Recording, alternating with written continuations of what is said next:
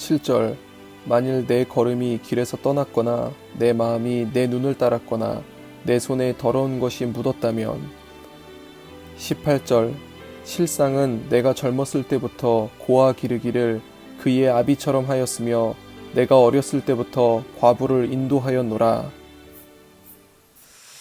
네, 오늘 이 시간 그 욥기 31장의 말씀을 우리가 함께 살펴보면서 하나님의 말씀을 우리가 나눌 수 있기를 원합니다.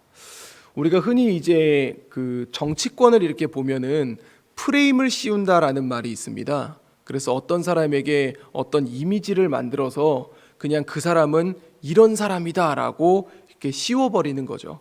그래서 뭐 그 사람이 정말 진짜 그런 사람일 수도 있고 아닐 수도 있겠지만 어쨌든 그 프레임이라는 게 씌우면은 그 이미지에서 벗어난다라는 게 참 쉽지가 않은 것 같습니다. 오늘 우리의 이제 욥을 보면 어쩌면은 그 친구들로부터 또는 주위 사람들로부터 제대로 프레임을 씌워졌던 그런 사람이 아닌가 싶습니다. 어떻게 보면은 아내도 그를 향해 이야기를 하고 그 다음에 그가 가까이 지냈던 친구 셋도 나와서 그 친구의 세 명도 욥을 향해 전부 다 똑같은 얘기를 하지 않습니까?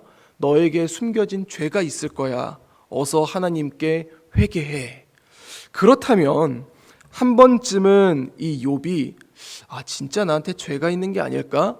라는 생각을 해볼 만한데 우리가 계속해서 살펴봤던 욥기를 보면 욥이 그러지 않은 모습을 바라보며 참 이 사람 고집 있네 라는 생각을 가질 수도 있습니다. 하지만 오늘 본문을 본다면 욥이 어떻게 그렇게 계속해서 쓰러지지 아니하고 휘어지지 아니하고 꿋꿋하게 얘기할 수 있었는지를 알 수 있게 됩니다. 우리 함께 오늘 말씀을 살펴볼 수 있기를 원합니다. 욥기 29장과 30장과 31장은 욥의 마지막 말이라고 얘기를 합니다. 그래서 우리가 이미 살펴봤지만 29장에서는 욥이 과거를 회상하며 그 행복했던 때를 생각하면서 나 이때로 돌아가고 싶다라는 그런 얘기들을 하고 30장은 본인이 받고 있는 그 고난을 생각하며 굉장히 한탄을 하게 됩니다. 그리고 오늘 본문은 이제 마치 법정에 선 사람처럼 하나님 앞에 이제 자신의 삶을 이렇게 고백하는 그런 이제 모습들을 바라보게 됩니다. 그래서 오늘 이제 40절까지 있는 내용들이 있는데 여기 보면 여러 가지 이야기가 있는데요. 그래서 자신은 이제 하나님 앞에 간음하지 않았다라고 그렇게 얘기를 하고 또 자신은 자기 밑에 있었던 종들을 존중하는 사람이었다. 내가 주인이라 그래서 그들을 함부로 대하지 않았습니다. 그렇게 얘기를 하고 또 가난한 자들을 내가 보호했습니다. 라고 그렇게 얘기를 하며 그리고 재물과 우상 숭배 앞에서 나는 깨끗했고 또 남을 저주하지 않았고 그리고 이제 나 스스로는 하나님 앞에 온전하게 살았음을 그렇게 이제 이야기를 하게 됩니다.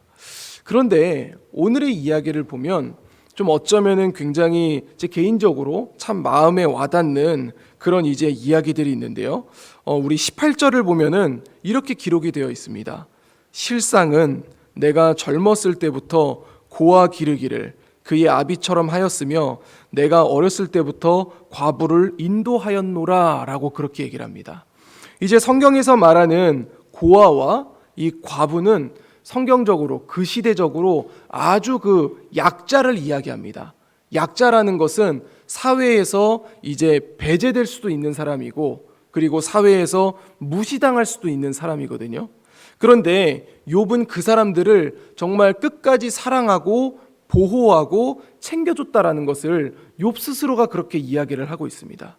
그렇게 이야기했다라는 것은 우리가 성경에서 예수님이 우리에게 주셨던 가장 큰 계명 두 가지가 있지 않습니까? 그 중에 한 가지 이웃사랑을 이제 욥이 그의 삶 내내 실천해 왔다라는 것을 우리에게 보여주고 있는 것입니다. 그리고 또 한 가지가 있는데요. 24절입니다. 24절을 보면은 욥의 삶의 소망에 대해서 얘기를 합니다. 만일 내가 내 소망을 금에다 두고 순금에게 너는 내 의뢰하는 바라 하였다면 25절 같이 읽습니다.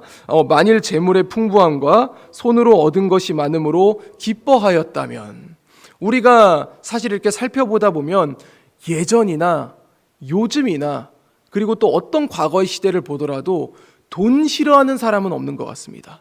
참 진짜 누구든지 돈이 필요하다고 얘기하고 돈을 좋아하고 이 물질 만능주의에서 벗어나지 못하는 것이 어떤 인간사의 모습이라고 볼 수가 있는데, 그래서 많은 사람들이 돈을 자신의 소망으로 두지 않습니까? 그런데 욥은 자신이 이렇게 얘기를 합니다. 내 소망을 내가 금에다 두었다면, 순금에다 두었다면 나는 정말 하나님 앞에 온전하지 못한 사람이다. 그러니까 다시 얘기하면 나는 금에, 물질에 내 소망을 두지 않았다라는 것을 그렇게 자신이 고백할 수 있는 것이죠.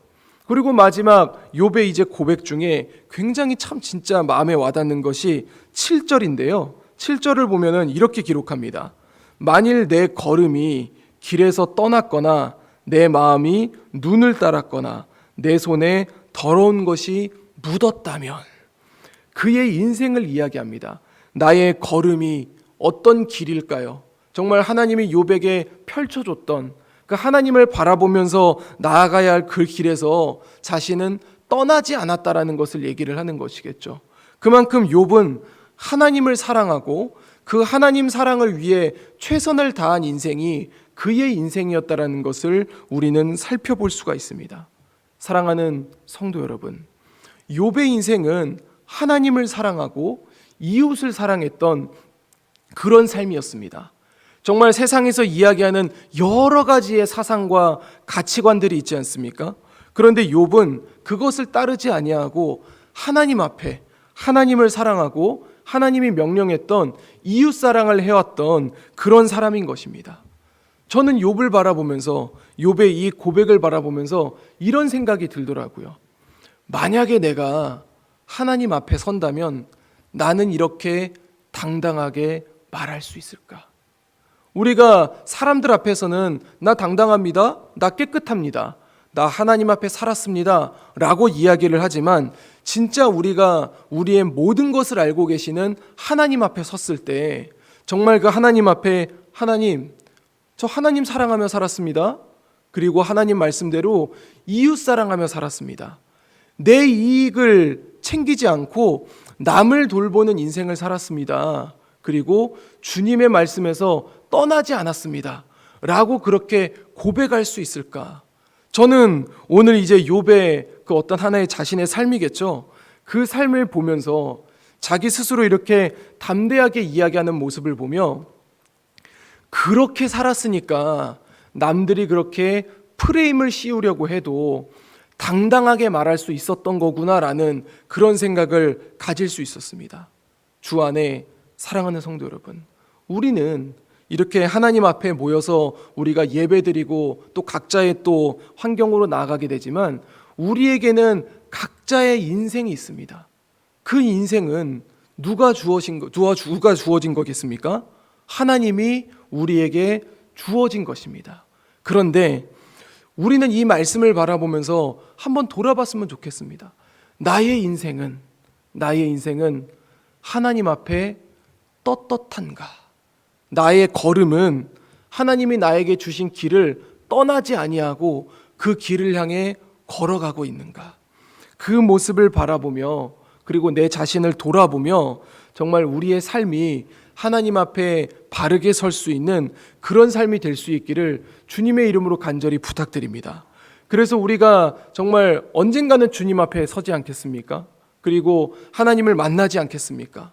그랬을 때에 정말 오늘 본문의 욥처럼 지금 우리의 모습은 부끄럽고 그리고 안타까울지라도 지금부터 우리의 삶은 정말 그 말씀으로 살아감으로 말미암아 하나님을 만났을 때 두려워하는 것이 아니라 그 기쁨으로 하나님이 주신 사명 저 제대로 감당하고 왔습니다 라고 고백하며 나아갈 수 있는 우리 재건부평교회 모든 성도님들의 삶이 되시기를 우리 주 예수 그리스도 이름으로 간절히 축원드립니다. 기도하겠습니다.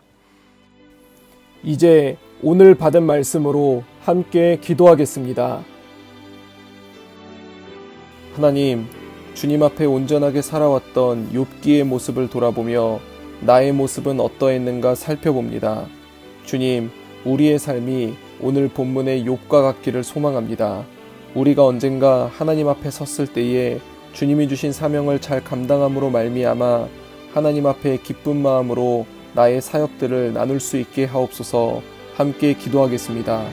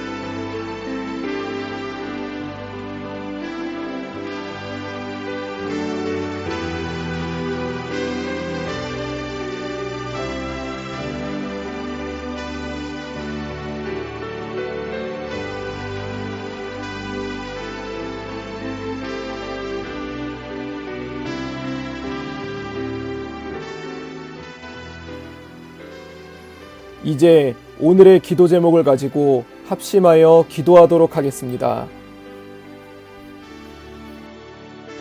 첫 번째 기도 제목입니다. 가정의 달입니다. 이 시간 우리 가정을 위해 기도합니다.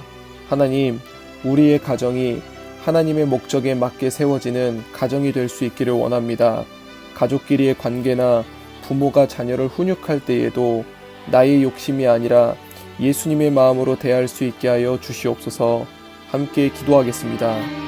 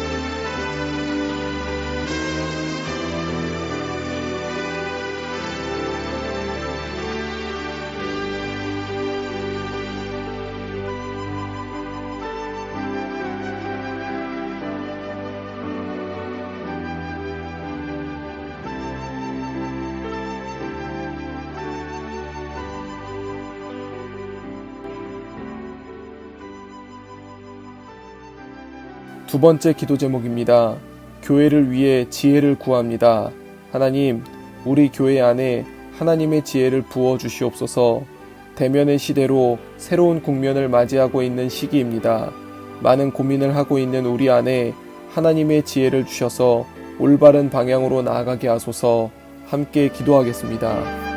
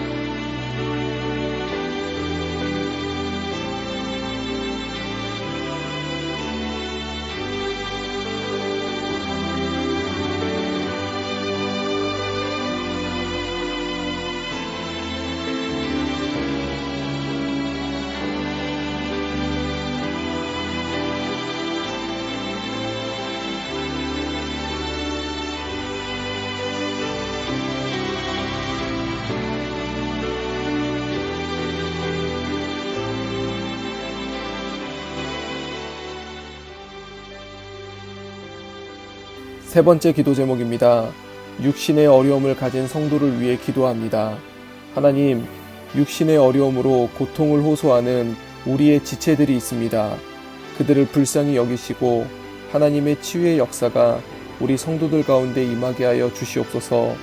그래서 건강을 되찾고 하나님의 이름을 높여드리게 하옵소서. 함께 기도하겠습니다.